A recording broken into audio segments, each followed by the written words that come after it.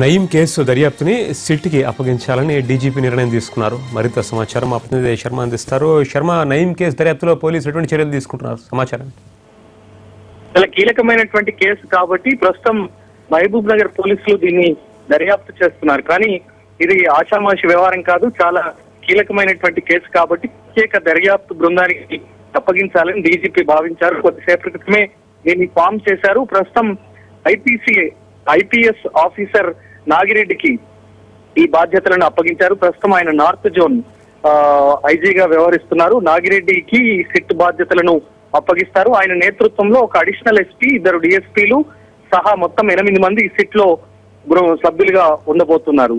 ప్రస్తుతం డైరీలు, నయీం రాసుకున్నటువంటి డైరీలు చాలా కీలకంగా మారాయి. ఇప్పటికే ఇటు మహబూబ్ నగర్ పోలీసులు, అటు సైబరాబాద్, నల్గొండ పోలీసులు సోదాలు నిర్వహించిన సందర్భంలో అనేక డాక్యుమెంట్లు, కీలకమైనటువంటి విషయాలు వెలుగు చూశాయి. కాబట్టి వేల కోట్ల ఆస్తులను బయటికి తీసుకురావాలంటే ఒక్క జిల్లా పోలీసులతో సాధ్యం కాదు. కాబట్టి ప్రత్యేక దర్యాప్తు సంస్థను ఏర్పాటు చేస్తేనే ఇవన్నీ విషయాలు కూడా నిగ్గు తేలుతాయని డీజీపీ భావించారు. అందుకే సిట్ ను ఏర్పాటు చేశారు. రేపటి నుంచి రంగంలోకి దిగబోతోంది. వీళ్ళందరూ కూడా క్షుణ్ణంగా ఆయా ప్రాంతాల్లో పర్యటిస్తారు. వాళ్ళు ఆ డాక్యుమెంట్లకు సంబంధించి కానీ ఇతరత్ర వ్యవహారాలకు సంబంధించి పూర్తి ఆధారాలతో కూడినటువంటి నివేదిక కూడా తయారు చేస్తారు. మరోవైపు ఈ నయీంతో ఉన్నటువంటి లింకులు ఎవరెవరితో ఉన్నాయనేటువంటిది కూడా ఇప్పుడు చాలా కీలకమైనటువంటి పరిణామం. కొంతమంది రాజకీయ నాయకులు ఉన్నారు, అలాగే కొంతమంది పోలీస్ అధికారులు కూడా ఇతనితో సంబంధాలు ఉన్నాయి. కొంతమంది జర్నలిస్టులకు కూడా ఇతనితో సంబంధాలు ఉన్నాయి. వాళ్ళు నెలమామూళ్లతో పాటు పెద్ద ఎత్తున లబ్ధి పొందారన్న ప్రచారం జరుగుతుంది. మరి ఇది ఎంతవరకు వాస్తవం అనేటువంటి విషయం కూడా ఈ సిట్ తేల్చబోతోంది. మరి రేపటి నుంచి రంగంలోకి దిగిన తర్వాత ఏ విషయాలు వెలుగు చూస్తాయనేది చాలా కీలకమైనటువంటి పరిణామం. మరోవైపు ఇప్పటి వరకు 1000 కోట్లకు పైగానే ఆస్తులకు సంబంధించిన వివరాలు వెలుగు చూసినట్టు అనధికారికంగా వస్తున్నటువంటి సమాచారం. మొన్న నార్సింగ్ పరిధిలో అతడు ఉంటున్నాడు కాబట్టి, అతని ఇల్లు ఉంది కాబట్టి అక్కడ సోదాలు చేసిన సందర్భంలో పెద్ద ఎత్తున డబ్బు, డాక్యుమెంట్లన్నీ కూడా స్వాధీనం చేసుకున్నారు.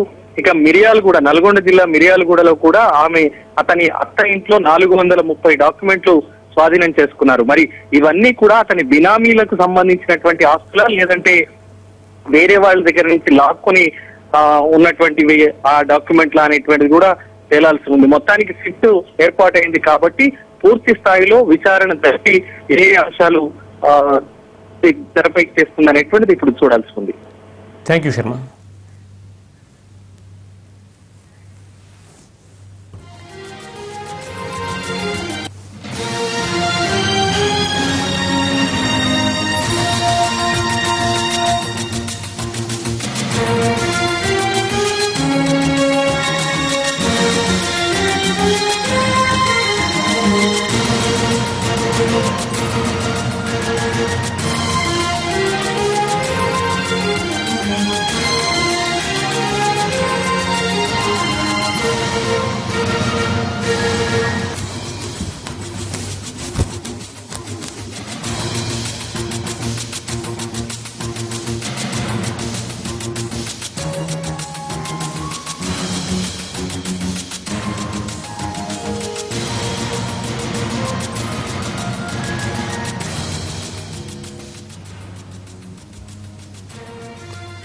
నయీం నేర సామ్రాజ్యంపై దృష్టి సారించిన పోలీసులు అతని అనుచరుల కోసం వేట కొనసాగిస్తున్నారు. శ్రీధర్ గౌడ్ అనే అనుచరుడిని పట్టుకున్న పోలీసులు ఇప్పుడు నయీం బాబా ఫహీం కోసం వేటాడుతున్నారు. మరింత సమాచారం మా ప్రతినిధి రమేష్ అందిస్తారు. రమేష్, పోలీస్ దర్యాప్తులో తాజా పురోగతి ఏమిటి? హైదరాబాద్ లోని శివార్ ప్రాంతంలో ఉన్న సరూర్ నగర్, హైట్ నగర్, వనంతపురం 3 ప్రాంతాల్లో పోలీసులు సెర్చింగ్ ఉంటావుతుంది. అయితే నయీం బాపర్దైన ఫహీం కోసం పోలీసులు సెర్చింగ్ చేస్తున్నారు. మొత్తానికి వనస్థలపురంలో ఉన్న ఫహీం ఇంట్లో సోదాలు కొనసాగుతున్నాయి. ఇతను ఫహీమే మొత్తానికి గ్యాంగ్ ఏర్పాటు చేసి ఇతను మొత్తం గ్యాంగ్ లో మెయింటైన్ చేస్తున్నట్టుగా పోలీసులు గుర్తించారు. అయితే ఫహీంతో పాటు అతని అంశాలకు సంబంధించిన 3 ఇండ్ల పైన ప్రస్తుతానికి సైబరాబాద్ ఈస్ట్ పోలీసులు దాడులు చేస్తున్నారు. దీంట్లో ఇప్పటివరకు పెద్ద మొత్తంలో డబ్బుతో పాటు ల్యాండ్ సంబంధించిన పేపర్స్, తర్వాత వెపన్స్ కూడా లభ్యమైనట్లుగా కొంత సమాచారం వస్తుంది. అయితే ఫహీం ఏదైతే నయీం ఎన్కౌంటర్ జరగగానే ఫహీం వెంటనే పారిపోయాడు, అతను అజ్ఞాతంలో వెళ్ళిపోయాడు. అతని కోసం కూడా పోలీసులు ఇప్పటికే 2 ప్రత్యేక బృందాలను ఏర్పాటు చేసి అతని కోసం గాలిస్తున్నారు. అయినప్పుడు కూడా అతను ఎప్పుడు చిక్కలేదు. అయితే ఇప్పటికీ పోలీసులు అదుపుకున్న శ్రీధర్ గౌడ్ కూడా కొద్దిసేపటికి పోలీసులు అరెస్ట్ చేస్తున్నట్టుగా చెప్పడం జరిగింది. శ్రీధర్ గౌడ్ అరెస్ట్ క్యాన్సర్ కావచ్చు సంబంధించిన పూర్తిగా పోలీసులు రాబట్టగలిగారు. శ్రీధర్